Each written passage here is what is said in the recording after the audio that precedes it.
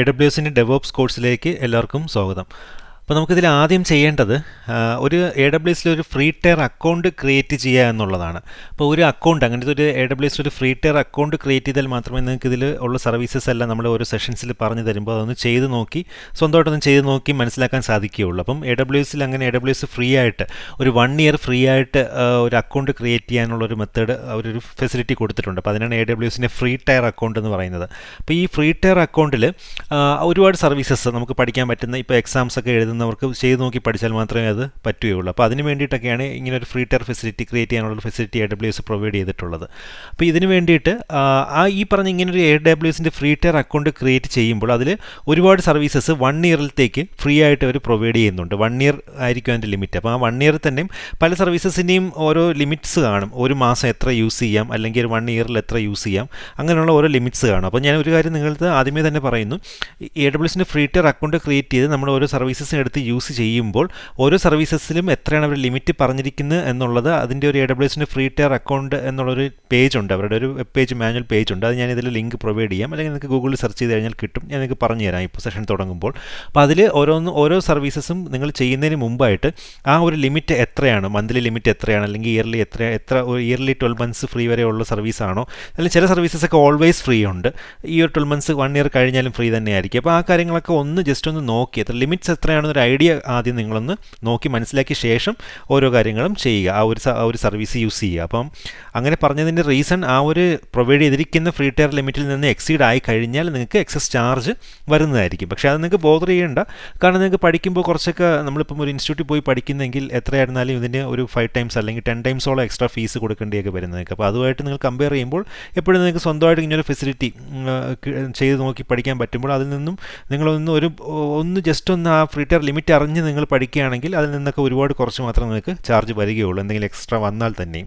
Okay, അപ്പോൾ നമുക്ക് എന്താണെങ്കിലും നമുക്ക് ഇപ്പോൾ ഈ ഒരു ആദ്യത്തെ സെഷനിൽ ഫസ്റ്റ് സെഷനാണിത് ഇപ്പോൾ നമ്മൾ തുടങ്ങാൻ പോകുന്ന ഈ ഒരു സീരീസിൻ്റെ. അപ്പോൾ ഇതിൽ നമുക്ക് ചെയ്യേണ്ടത് AWSൽ എങ്ങനെ ഒരു ഫ്രീ ടയർ അക്കൗണ്ട് ക്രിയേറ്റ് ചെയ്യാമെന്നുള്ളതാണ് നമ്മൾ നോക്കാൻ പോകുന്നത്.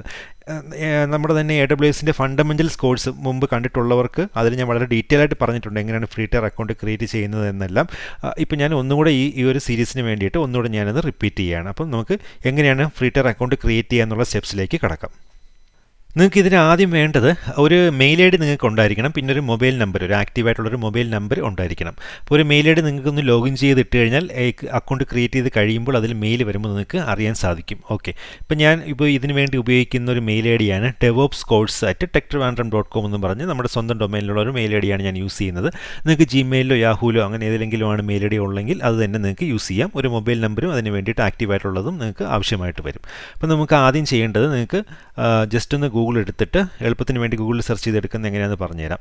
ഇപ്പോൾ AWS ഫ്രീ ടയർ അക്കൗണ്ട് എന്നും പറഞ്ഞ് അങ്ങനെ എന്തെങ്കിലും സെർച്ച് ചെയ്ത് കഴിഞ്ഞാൽ നിങ്ങൾക്കിങ്ങനെ ഫസ്റ്റ് ലിങ്ക് എടുക്കാൻ നിങ്ങൾക്ക്, അല്ലെങ്കിൽ ഇവിടെ free cloud computing services AWS free tier എന്നൊക്കെ പറഞ്ഞിട്ട് ഒരു ലിങ്ക് ഇവിടെ കാണാൻ സാധിക്കും.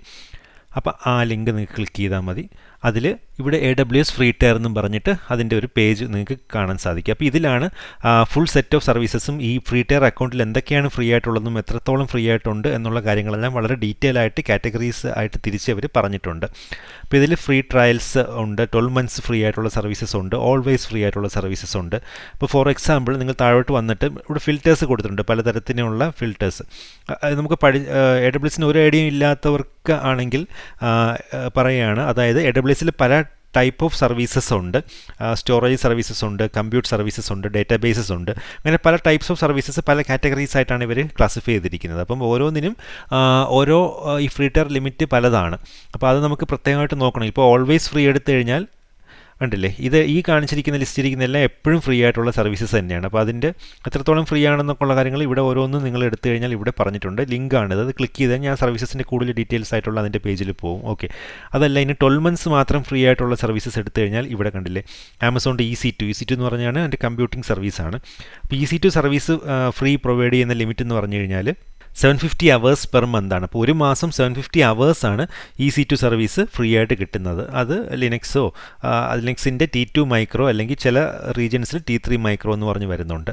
റീജിയൻസ് പല റീജിയൻസിലായിട്ടാണ് നമ്മൾ സർവീസസ് ഇവർ പ്രൊവൈഡ് ചെയ്യുന്നത്. പല കൺട്രീസിൽ പല റീജിയൻസ് ഉണ്ട്, മൾട്ടിപ്പിൾ റീജിയൻസ് ഉണ്ട്. അപ്പം അതിനെക്കുറിച്ചുള്ള ഡീറ്റെയിൽസ് അറിയണമെങ്കിൽ നിങ്ങൾ AWSൻ്റെ ഫണ്ടമെൻ്റൽസ് കോഴ്സ് ജസ്റ്റ് ഒന്ന് നിങ്ങൾ നോക്കുക. നമ്മുടെ തന്നെ ചാനലിലുള്ള AWSൻ്റെ ഫണ്ടമെൻ്റൽസ് കോഴ്സ് ഒന്ന് അറ്റൻഡ് ചെയ്ത് കഴിഞ്ഞാൽ ആ ഡീറ്റെയിൽസ് എല്ലാം, ആ കാര്യങ്ങളൊക്കെ ഞാൻ പല സെഷൻസിലായിട്ട് പറഞ്ഞിട്ടുണ്ട്. ഓക്കെ, അപ്പോൾ എന്തായിരുന്നാലും ഇപ്പം EC2ൻ്റെ കേസ് എടുക്കുകയാണെങ്കിൽ നമുക്ക് ഫ്രീ ടയർ ലിമിറ്റ് ഉള്ളത് 750 പെർ മന്ത് ആണ്. ഓക്കെ, അതുപോലെ S3 ആണെങ്കിൽ 5 GB ആണ്. അതുപോലെ RDS ഡേറ്റാബേസ് ആണെങ്കിൽ 750 പെർ മന്ത് ആണ്. അത് തന്നെ പെർ മന്തിൽ തന്നെ നമുക്ക് ഈ T2 മൈക്രോ എന്ന് പറഞ്ഞൊരു ഡേറ്റാബേസ് ആണ് ഈ 750 ഫ്രീ ആയിട്ട് കിട്ടുന്നത്.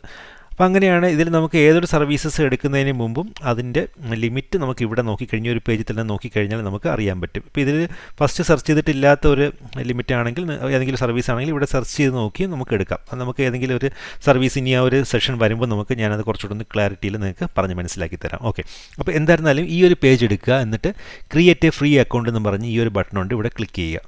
അപ്പോൾ ഇവിടെ നിങ്ങൾക്ക് നിങ്ങളുടെ ഇമെയിൽ അഡ്രസ്സ് കൊടുക്കുക. ഈ ഒരു അക്കൗണ്ടിനുള്ള നമ്മൾ യൂസ് ചെയ്യാൻ ഉദ്ദേശിക്കുന്ന ഒരു ഇമെയിൽ അഡ്രസ്സ്, ഓൾറെഡി എക്സിസ്റ്റിംഗ് ആയിട്ടുള്ള ഒരു ഇമെയിൽ അഡ്രസ്സ് കൊടുക്കുക. പാസ്വേഡ് 2 തവണ കൊടുക്കുക. പിന്നെ ഒരു അക്കൗണ്ട് നെയിം, ഒരു എക്സാമ്പിളിന് വേണ്ടി ഒരു അക്കൗണ്ട് നെയിം കൊടുക്കുക. അപ്പോൾ ഇത്രയും കാര്യങ്ങൾ ഇവിടെ ഫില്ല് ചെയ്യുക. അപ്പോൾ ഇത്രയും കാര്യങ്ങൾ ഞാനിപ്പോൾ ഇവിടെ ഫില്ല് ചെയ്തു. നമ്മുടെ ഓൾറെഡി എക്സിസ്റ്റിംഗ് ആയിട്ടുള്ള ഒരു ഇമെയിൽ അഡ്രസ്സ് കൊടുക്കുക. ആ ഇമെയിൽ ID നിങ്ങളൊന്ന് ഓപ്പൺ ചെയ്ത് വെച്ച് കഴിഞ്ഞാൽ മെയിൽ വരുമ്പോൾ നിങ്ങൾക്ക് പെട്ടെന്ന് തന്നെ അറിയാൻ സാധിക്കും. പിന്നെ പാസ്വേഡ് കൊടുക്കുക. പാസ്വേഡ് ഇവിടെ ക്ലിക്ക് ചെയ്യുമ്പോൾ തന്നെ അതിൻ്റെ പാസ്വേഡിൻ്റെ കോംപ്ലക്സിറ്റി എത്രത്തോളം മിനിമം കോംപ്ലക്സിറ്റി വേണമെന്നുള്ള റിക്വയർമെൻറ്റ്സ് അവിടെ ഡിസ്പ്ലേ ചെയ്ത് കാണിക്കും.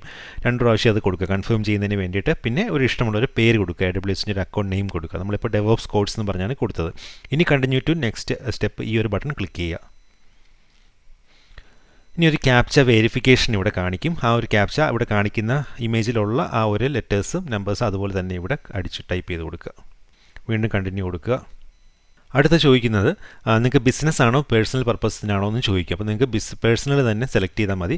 അത് കഴിഞ്ഞിട്ട് നിങ്ങളുടെ ഫുൾ നെയിം കൊടുക്കുക, ഫോൺ നമ്പർ കൊടുക്കുക, നിങ്ങളുടെ കൺട്രി സെലക്ട് ചെയ്ത് കൊടുക്കുക. അഡ്രസ്സ് എസെൻഷ്യൽ ഫീൽഡ്സ് അവിടെ കാണിക്കും. മാൻഡേറ്ററി ആയിട്ട് കൊടുക്കേണ്ട ഫീൽഡ്സ് മാത്രം നിങ്ങൾക്ക് കൊടുക്കാം. അല്ല ഫുള്ളായിട്ട് കൊടുക്കണമെന്നുണ്ടെങ്കിൽ നിങ്ങളുടെ ഇഷ്ടത്തിന് അത് ഫുള്ളായിട്ട് തന്നെ കൊടുത്തിട്ട് അവസാനം ഈ ഒരു ടിക്ക് ബോക്സ് എഗ്രിമെൻറ്റ് റീഡ് ചെയ്യണമെന്നുള്ളവർക്ക് ഇവിടെ ക്ലിക്ക് ചെയ്ത് കഴിഞ്ഞാൽ ഫുൾ പേജ് എഗ്രിമെൻറ്റ് കാണാൻ സാധിക്കും. അത് ടിക്ക് ചെയ്യുക, എന്നിട്ട് വീണ്ടും കണ്ടിന്യൂ കൊടുക്കുക. ഓക്കെ, ഇപ്പോൾ ഈ ഡീറ്റെയിൽസ് എല്ലാം ഇപ്പോൾ ഫില്ല് ചെയ്തിരിക്കുകയാണ്. അപ്പോൾ അത് കഴിഞ്ഞിട്ട് നമുക്ക് ഈ ഒരു ടിക്ക് മാർക്ക് ഇട്ടിട്ട് അടുത്തത് കണ്ടിന്യൂ എന്ന് പറഞ്ഞുള്ള സ്റ്റെപ്പിൽ വീണ്ടും ക്ലിക്ക് ചെയ്യുക. ഇനി നിങ്ങൾക്ക് ക്രെഡിറ്റ് കാർഡ് അല്ലെങ്കിൽ നിങ്ങളുടെ ഡെബിറ്റ് കാർഡ് കൊടുക്കുക. അപ്പോൾ ഇത് ഇവിടെ തന്നെ പറഞ്ഞിട്ടുണ്ട്. ആക്ച്വലി നമ്മൾ ഫ്രീ ടയർ ലിമിറ്റിനകത്തുള്ള സർവീസസ് ആണ് യൂസ് ചെയ്യുന്നതെങ്കിൽ നമ്മളിൽ നിന്ന് എക്സ്ട്രാ ₹1 പോലും ഇത് ചാർജ് ഈടാക്കുന്നതായിരിക്കില്ല. പക്ഷേ നമ്മൾ ഫ്രീ ടയർ ലിമിറ്റിന് എക്സീഡ് ചെയ്യുകയാണെങ്കിൽ അവർക്ക് പേയ്മെൻറ്റ് നിങ്ങൾ ഓട്ടോ ഡെബിറ്റ് ഓപ്ഷൻ ഇട്ട് കഴിഞ്ഞാൽ മാത്രമേ പേയ്മെൻറ്റ് ഓട്ടോമാറ്റിക്കായിട്ട് പിടിക്കുകയുള്ളൂ. അപ്പോൾ അതുകൊണ്ട് കാരണം അങ്ങനെ പേടിക്കേണ്ട ആവശ്യമില്ല. പക്ഷേ ഇപ്പോൾ ഈ ഒരു ക്രെഡിറ്റ് അല്ലെങ്കിൽ ഡെബിറ്റ് കാർഡ് ഇവിടെ ആഡ് ചെയ്യാൻ പറയുന്നത് നിങ്ങൾക്ക് നിങ്ങളുടെ അക്കൗണ്ട് ഒന്ന് വെരിഫിക്കേഷന് വേണ്ടി, ആ ഒരു പർപ്പസിന് വേണ്ടിയിട്ടാണ്. അതാണ് ഇവിടെ എഴുതിയിട്ടുള്ളത്. We will not charge for usage below AWS free tier limits. പക്ഷേ തൽക്കാലത്തേക്ക് ഒരു വെരിഫിക്കേഷനൊക്കെ വേണ്ടിയിട്ട് we temporarily hold ₹INR 2 as pending transaction for 3 to 5 days. അപ്പോൾ ഒരു 3 മുതൽ 5 ദിവസം കഴിഞ്ഞിട്ട് ഇപ്പോൾ ഒരു ₹2 വെരിഫിക്കേഷന് വേണ്ടിയിട്ട് നിങ്ങളുടെ അക്കൗണ്ടിൽ നിന്ന് അവർ ചാർജ് ഈടാക്കും, ₹2 ഇന്ത്യൻ റുപ്പീസ്. അത് കഴിഞ്ഞിട്ട് ഒരു 4 to 5 days കഴിയുമ്പോൾ അത് തിരിച്ചത് റീഫണ്ട് ചെയ്യുന്നതായിരിക്കും ആ ഒരു ₹2. അപ്പോൾ നമുക്ക് നമ്മുടെ ഡെബിറ്റ് കാർഡ്, അപ്പം നിങ്ങൾ ഡെബിറ്റ് കാർഡാണ് കൊടുക്കുന്നതെങ്കിൽ അത് ഇൻ്റർനാഷണൽ ട്രാൻസാക്ഷൻസ് എനേബിൾ ചെയ്ത ഡെബിറ്റ് കാർഡ്, ഈ കാണിച്ചിരിക്കുന്ന ഇത്രയും വിസ, മാസ്റ്റർ അല്ലെങ്കിൽ അമേരിക്കൻ എക്സ്പ്രസ്, ഇത്രയും കാർഡ്സാണ് ഇവർ പറഞ്ഞിരിക്കുന്നത്. മറ്റിതിൽ ലിസ്റ്റ് ചെയ്തിട്ടുള്ള ഈ കാണിച്ചിരിക്കുന്ന അല്ലാത്ത കാർഡ്സും വർക്ക് ചെയ്യും. അപ്പം നിങ്ങൾക്ക് ഇൻ്റർനാഷണൽ ട്രാൻസാക്ഷൻസ് എനേബിൾ ചെയ്ത കാർഡ്, അങ്ങനെയുള്ള ഏതെങ്കിലും ഒരു കാർഡിൻ്റെ ഡീറ്റെയിൽസ്, ക്രെഡിറ്റ് അല്ലെങ്കിൽ ഡെബിറ്റ് കാർഡ് വേണമെന്ന് നിർബന്ധമില്ല. ഇവിടെ ഡെബിറ്റ് കാർഡ് ആയിരുന്നാലും വർക്ക് ചെയ്യും. ഓക്കെ, അപ്പോൾ ആ ഒരു ഡെബിറ്റ് കാർഡിൻ്റെ നമ്പറും ഇവിടെ കൊടുത്ത് ബാക്കി ഡീറ്റെയിൽസും കൊടുത്തിട്ട് നിങ്ങൾ നെക്സ്റ്റ് കൊടുക്കുക. അപ്പോൾ നമുക്കതൊന്ന് ഇവിടെ എൻ്റർ ചെയ്യാം. ഇപ്പോൾ കാർഡ് ഡീറ്റെയിൽസ് എല്ലാം എൻ്റർ ചെയ്ത് കഴിഞ്ഞു. നിങ്ങൾക്ക് പാൻ കാർഡ് ഉണ്ടെങ്കിൽ എസ് കൊടുത്ത് അതിൻ്റെ ഡീറ്റെയിൽസ് കൊടുക്കുക, അല്ലെങ്കിൽ നോ കൊടുക്കുക. എന്നിട്ട് അടുത്ത സ്റ്റെപ്പായിട്ട് നിങ്ങൾക്ക് വെരിഫൈ ആൻഡ് കണ്ടിന്യൂ എന്ന് പറഞ്ഞൊരു ബട്ടൺ ക്ലിക്ക് ചെയ്യുക. റീഡയറക്റ്റ് ചെയ്ത് നിങ്ങൾക്ക് ഒരു ബാങ്കിൻ്റെ പേജിലോട്ട് വരും. അപ്പോൾ നിങ്ങൾക്കൊരു OTP മൊബൈലിൽ വരും, ആ ഒരു ₹2 ഡിഡക്റ്റ് ചെയ്യുന്നതിന് വേണ്ടിയിട്ട്. അപ്പോൾ നിങ്ങൾ അതൊന്ന് ഇവിടെ ഒന്ന് കൺഫേം ചെയ്ത് കൊള്ളുക, ₹2 തന്നെയാണ് ഡിഡക്റ്റ് ചെയ്യുന്നതെന്നുള്ളതൊന്നും കറക്റ്റായിട്ടുള്ള ബാങ്കിൻ്റെ പേജിൽ തന്നെയാണ് ഇത് എത്തിയിട്ടുള്ളതെന്നൊന്ന് കൺഫേം ചെയ്തിട്ട് നിങ്ങൾ ആ മൊബൈലിൽ വന്ന OTP നമ്പർ ഇവിടെ എൻ്റർ ചെയ്ത് കൊടുക്കുക, സബ്മിറ്റ് കൊടുക്കുക.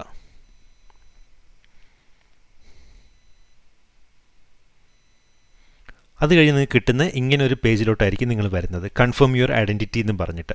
അപ്പോൾ ഇത് നിങ്ങൾക്ക് മൊബൈലിലോട്ട് ഒരു വെരിഫിക്കേഷൻ വരും. നിങ്ങൾക്ക് ഒന്നിലൊരു ടെക്സ്റ്റ് മെസ്സേജ് ആയിട്ട് നിങ്ങൾക്ക് ആ ഒരു ഓപ്ഷൻ നിങ്ങൾക്ക് സെലക്ട് ചെയ്യാം, SMS ആയിട്ട് വരാൻ വേണ്ടിയിട്ട്, അല്ലെങ്കിൽ വോയിസ് കോൾ ആണെങ്കിൽ അങ്ങനെ വരാം. അപ്പോൾ ഞാനിവിടെ ടെക്സ്റ്റ് മെസ്സേജ് ആയിട്ട് തന്നെ ആ ഒരു ഓപ്ഷൻ തന്നെ കൊടുക്കുകയാണ്. അത് കഴിഞ്ഞിട്ട് കൺട്രി സെലക്ട് ചെയ്യുക. നിങ്ങൾ ഇന്ത്യയിലാണെങ്കിൽ ഇന്ത്യ സെലക്ട് ചെയ്തിട്ട് നിങ്ങളുടെ മൊബൈൽ നമ്പർ ഇവിടെ കൊടുക്കുക. അത് കഴിഞ്ഞിട്ട് ആ ഒരു ക്യാപ്ച ഫോം കറക്റ്റായിട്ട് ഫില്ല് ചെയ്തിട്ട് സെൻഡ് SMS എന്ന് പറഞ്ഞൊരു ബട്ടൺ കൊടുക്കുക. അതല്ല വോയിസ് കോളാണ് സെലക്ട് ചെയ്യുന്നതെങ്കിൽ അവിടെ സെൻഡ് വോയിസ് കോൾ എന്ന് പറഞ്ഞ ഓപ്ഷൻ അവിടെ മാറി വരും. ഓക്കെ, അത്രയും കഴിഞ്ഞിട്ട് ഇവിടെ സെൻഡ് SMS എന്ന് പറഞ്ഞ് കൊടുക്കുക. ഇപ്പം നിങ്ങൾക്ക് നിങ്ങളുടെ മൊബൈലിലൊരു വെരിഫിക്കേഷൻ കോഡ് വരും. നിങ്ങളുടെ മൊബൈലിലോട്ട് വന്നു കഴിയുമ്പോൾ അത് ചെക്ക് ചെയ്യുക. ചില സമയത്ത് ഒരു 10 മിനിറ്റ്സ് വരെ എടുക്കാറുണ്ട് ആ ഒരു വെരിഫിക്കേഷൻ കോഡ് വരുന്നതിന് വേണ്ടിയിട്ട്. അപ്പോൾ നിങ്ങൾ കുറച്ച് നേരം ഒന്ന് വെയിറ്റ് ചെയ്യുക അത് വരുന്നതിന് വേണ്ടിയിട്ട്. ഇനി കുറേ നേരം ട്രൈ ചെയ്തിട്ട് അത് വന്നില്ലെന്നുണ്ടെങ്കിൽ നമുക്ക് വോയിസ് കോൾ ഓപ്ഷൻ സെലക്ട് ചെയ്തിട്ട് അത് വെച്ചിട്ട് നമുക്ക് വെരിഫൈ ചെയ്യാം. മൊബൈലിൽ ഇപ്പോൾ വന്നിട്ടുള്ള ആ ഒരു പിന്ന്, അതായത് ഒരു SMS വഴി ഒരു പിന്ന് വന്നിട്ടുണ്ട്. അത് നമുക്കിവിടെ എൻ്റർ ചെയ്ത് കൊടുക്കണം. അത് എൻ്റർ ചെയ്ത് കൊടുത്തിട്ട് വീണ്ടും കണ്ടിന്യൂ എന്ന് പറഞ്ഞൊരു സ്റ്റെപ്പ് കൊടുക്കുക. അടുത്ത് ചോദിക്കുന്നത് സെലക്ട് എ സപ്പോർട്ട് പ്ലാൻ ആണ് ചോദിക്കുന്നത്. അപ്പോൾ അതിൽ ആദ്യത്തെ ബേസിക് സപ്പോർട്ട് എന്ന് പറഞ്ഞൊരു പ്ലാൻ തന്നെ നിങ്ങൾ ചൂസ് ചെയ്യുക. മറ്റുള്ള 2 പ്ലാൻസും അത് ചാർജബിൾ ആണ്. അപ്പോൾ നമുക്കിവിടെ ഫ്രീ ടയർ അക്കൗണ്ട് ക്രിയേറ്റ് ചെയ്ത് പഠിക്കുന്നതിന് വേണ്ടിയിട്ട് ബേസിക് സപ്പോർട്ട് പ്ലാൻ തന്നെ മതിയാവും. അപ്പോൾ അത് തന്നെ ഡിഫോൾട്ട് സെലക്ഷനിലുണ്ട് ആദ്യം. അത് തന്നെ കണ്ടിന്യൂ ചെയ്യാൻ നമുക്ക് കംപ്ലീറ്റ് സൈനപ്പ് ഇവിടെ ബട്ടൺ കൊടുക്കുക. പിന്നെ താഴെ വരുന്നത് go to the AWS management console എന്ന് പറഞ്ഞൊരു ബട്ടൺ ഉണ്ട്, അത് ക്ലിക്ക് ചെയ്യുക. അപ്പോൾ ഇത് കഴിഞ്ഞിട്ട് നിങ്ങൾക്ക് നിങ്ങളുടെ മെയിലൊന്ന് നിങ്ങൾ ഓപ്പൺ ചെയ്ത് നോക്കുക. അപ്പോൾ ആദ്യം നിങ്ങൾക്ക് ഒരു മെയിൽ ഇവിടെ വന്നിട്ടുണ്ടായിരിക്കും. നിങ്ങളുടെ ഫസ്റ്റ് നിങ്ങൾ മെയിൽ ഐ ഡി എല്ലാം കൊടുത്ത് ആ ഒരു സൈനപ്പ് പ്രോസസ്സിൽ ഇടയ്ക്ക് നിങ്ങൾക്കൊരു മെയിൽ ഇവിടെ വരും. അത് കഴിഞ്ഞിട്ട് ലാസ്റ്റ് നമ്മുടെ അക്കൗണ്ട് ആക്റ്റീവ് ആയി കഴിയുമ്പോൾ നിങ്ങൾക്ക് വീണ്ടും ഒരു അക്കൗണ്ട് ക്രിയേറ്റ് ചെയ്തിട്ടുണ്ട്, ആക്റ്റീവ് ആണെന്നും പറഞ്ഞൊരു മെയിലും കൂടെ നിങ്ങൾക്ക് വരും. അപ്പോൾ അത്രയും ആ ഒരു മെയിൽ വന്നു കഴിഞ്ഞാൽ മാത്രമേ നമുക്ക് നമ്മുടെ അക്കൗണ്ടിൽ സർവീസസ് യൂസ് ചെയ്ത് തുടങ്ങാൻ കഴിയുകയുള്ളൂ. അപ്പോൾ ഇപ്പോൾ ഇവിടെ ഇങ്ങനെ വരുമ്പോൾ നമുക്ക് വീണ്ടും നമ്മുടെ sign in to the console ഇവിടെ 2 ബട്ടൺസ് കാണിക്കും. അതിലേതെങ്കിലും ഒന്ന് നിങ്ങൾ സെലക്ട് ചെയ്തിട്ട് ഇവിടെ ഇത് കൊടുക്കുക. അപ്പോൾ ഓൾറെഡി സൈൻ ഇൻ ആണെങ്കിൽ നിങ്ങൾക്ക് ഇങ്ങനെ കാണിക്കും, അല്ലെങ്കിൽ നിങ്ങൾക്ക് നിങ്ങളുടെ ക്രിയേറ്റ് ചെയ്തിട്ടുള്ള അത് ഞങ്ങൾക്ക് ഒന്നുകൂടെ ഞാൻ സൈൻ ഔട്ട് ചെയ്തിട്ട് നിങ്ങൾക്ക് കാണിച്ചു തരാം. അപ്പോൾ നിങ്ങൾക്ക് ഇങ്ങനെ കാണിക്കും സൈൻ ഇൻ ചെയ്യുന്ന സമയത്ത് നമുക്കിവിടെ നമ്മുടെ മെയിൽ ഐ ഡി നമ്മൾ ഈ അക്കൗണ്ട് ക്രിയേറ്റ് ചെയ്യുന്ന സമയത്ത് കൊടുത്ത ആ ഒരു മെയിൽ ഐ ഡി ഇവിടെ കൊടുക്കുക സൈൻ ചെയ്യുന്നതിന് വേണ്ടിയിട്ട്. എന്നിട്ട് നെക്സ്റ്റ് കൊടുക്കുക. ക്യാപ്ച നിങ്ങൾക്ക് ചോദിക്കുന്നുണ്ടെങ്കിൽ ആ ഒരു ക്യാപ്ച ഇവിടെ എൻ്റർ ചെയ്ത് കൊടുക്കുക.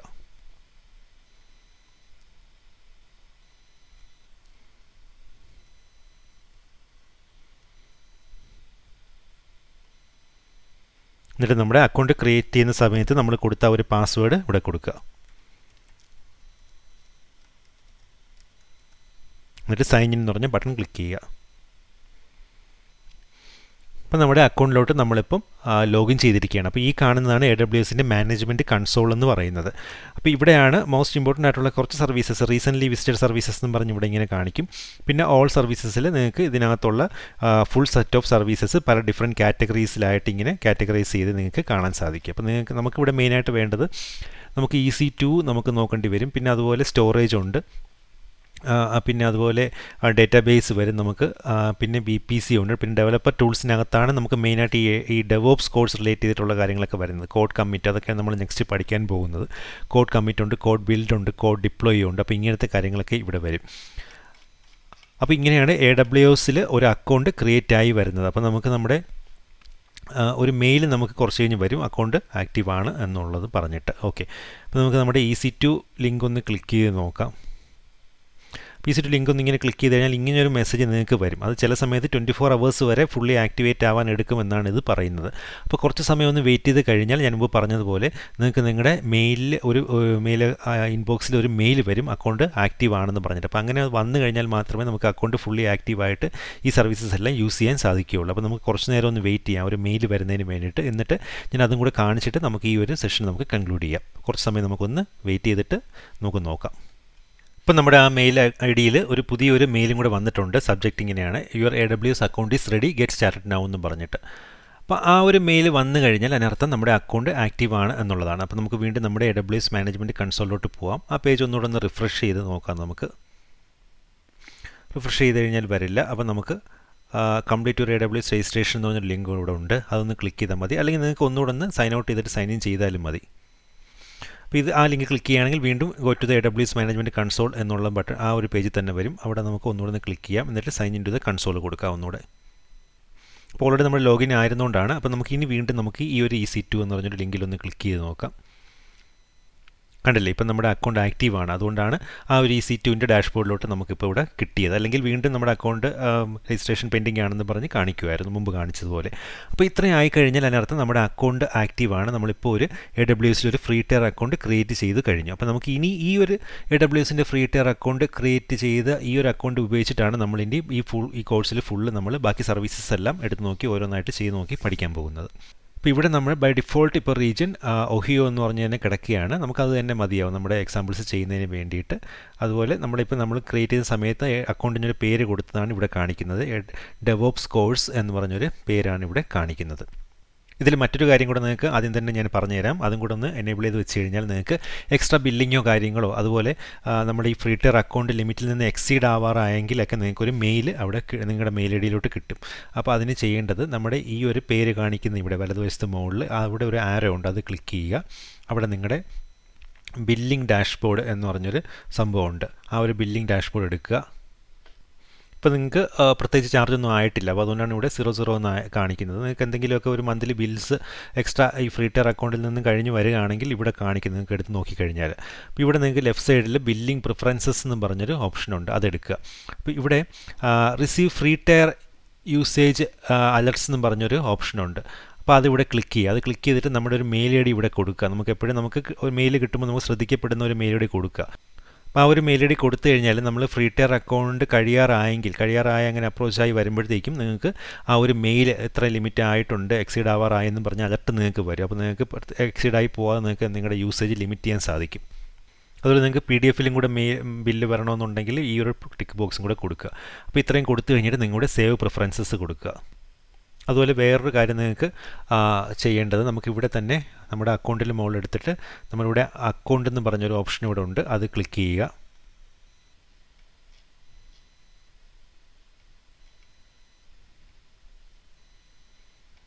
അവിടെ നിങ്ങൾ സ്ക്രോൾ ചെയ്ത് താഴെ വരുമ്പോൾ നിങ്ങൾക്ക് ഏതെങ്കിലും ഒരു സമയത്ത് നിങ്ങളുടെ അക്കൗണ്ട് ക്ലോസ് ചെയ്യണമെന്നുണ്ടെങ്കിൽ ഇവിടെ ക്ലോസ് അക്കൗണ്ട് എന്ന് പറഞ്ഞൊരു ഓപ്ഷനുണ്ട്. അവിടെ നിങ്ങൾ ഈ ഓപ്ഷൻസ് എല്ലാം നിങ്ങൾ ടിക്ക് ചെയ്ത ശേഷം ഇവിടെ ക്ലോസ് അക്കൗണ്ട് കൊടുക്കുക. അപ്പോൾ അങ്ങനെയാണ് നിങ്ങൾക്ക് ഒരു അക്കൗണ്ട് നിങ്ങൾക്ക് ക്ലോസ് ചെയ്യുന്ന ഏതെങ്കിലും സമയത്ത് ആവശ്യം വരികയാണെങ്കിൽ ക്ലോസ് ചെയ്യേണ്ടത്.